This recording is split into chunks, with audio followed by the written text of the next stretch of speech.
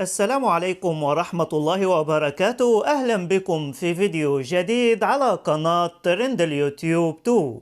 وجدول وموعد مباريات الجولة 11 من دوري روشن السعودي للمحترفين موسم 2022-2023. والجولة ستلعب على يومين، الجمعة والسبت.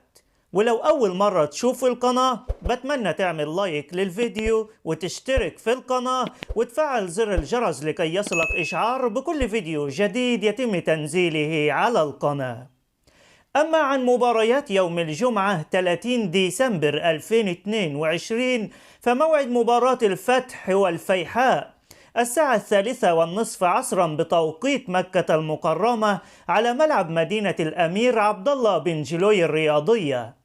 الوحدة والعدالة الساعة 6 مساء على ملعب مدينة الملك عبد العزيز الرياضية.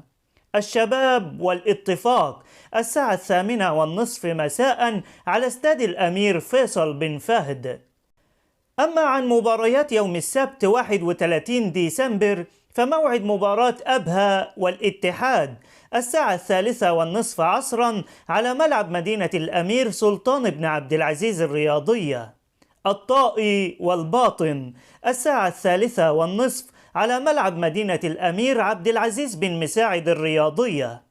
الرائد والتعاون الساعة 6 مساء على ملعب مدينة الملك عبد الله بن عبد العزيز الرياضية.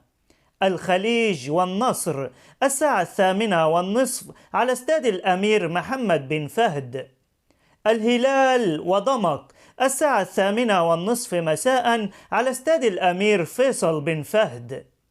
وفي نهاية الفيديو بتمنى تعمل لايك وتشترك في القناة وتكتب توقعاتك لنتيجة مباراة الهلال وضمك.